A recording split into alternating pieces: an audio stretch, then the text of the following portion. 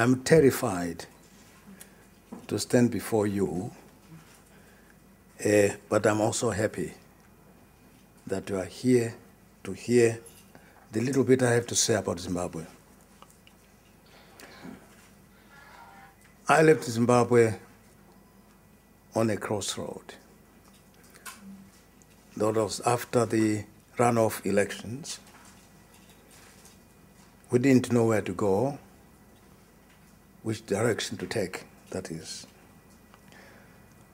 But having received some news this morning that the two fighting parties have agreed to go into some discussion has sort of given us a little bit of hope on what is likely to happen. It is yet too early to say what the chances of a sustainable solution are.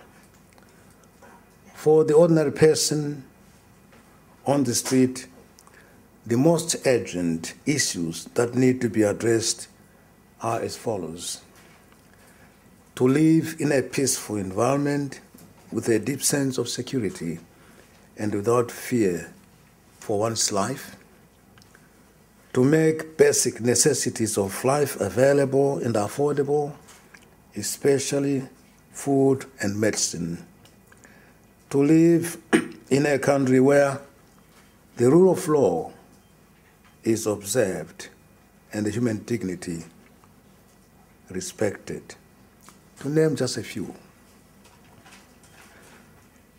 We have been living under a system that has been so oppressive and has denied people their human rights, and including religious freedom.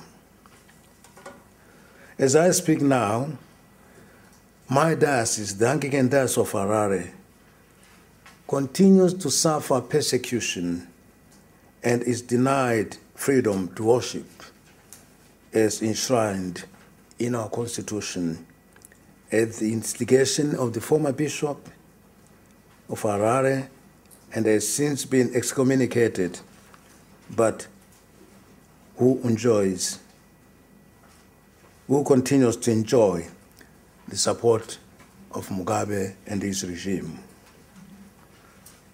We have not been allowed to worship in our church buildings every Sunday since November last year.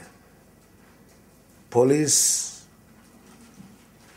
to surround our churches every morning to refuse us to enter into our buildings.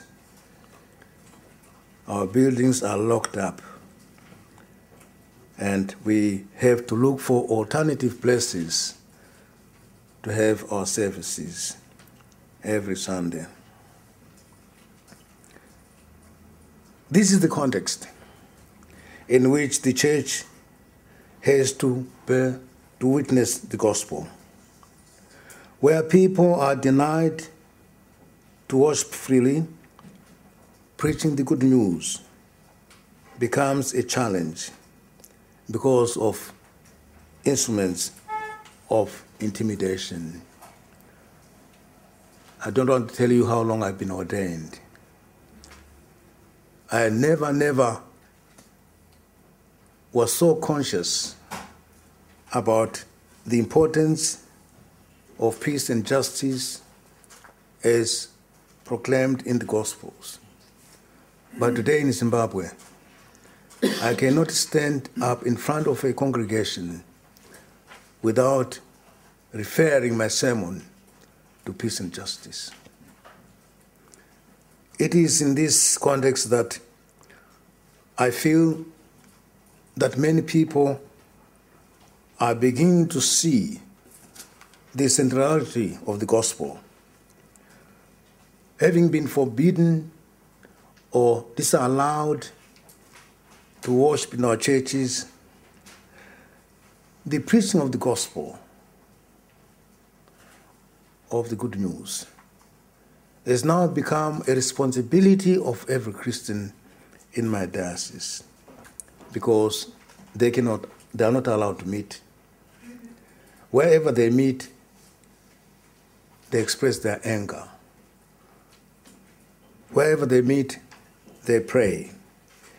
Wherever they meet, they share some hope that one day our churches will be opened once more. That has also given our people, I'm talking of lay people here, a sense of ownership of their church. It is their church they're fighting for. Our people have stood in front of riot police with their guns, full geared, but pointing a finger at them as evil people.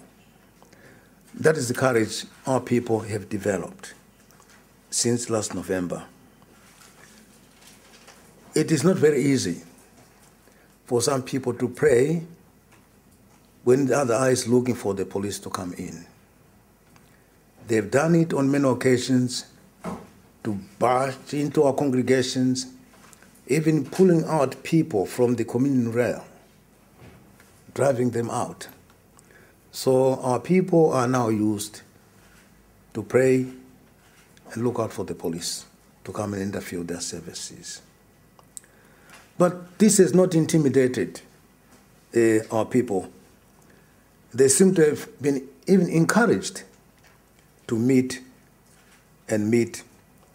as people who are prepared to carry the cross. Now, with the memorandum of understanding, we are very fearful that coming from our history, the other memorandum of understanding, which was entered into by Robert Mugabe and Joshua Nkomo, it ended up by swallowing another party. And Mugabe emerged to this day.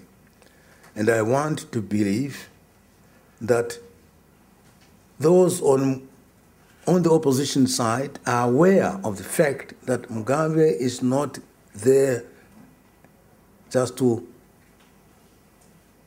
hand in power. I want to believe when I see that happen. What then is good news to the nation of Zimbabwe? How does the church promise a sense of hope?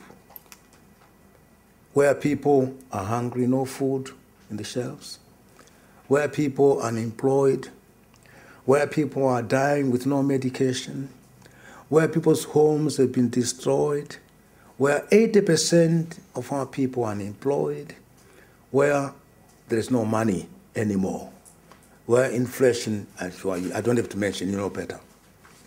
What is the good news?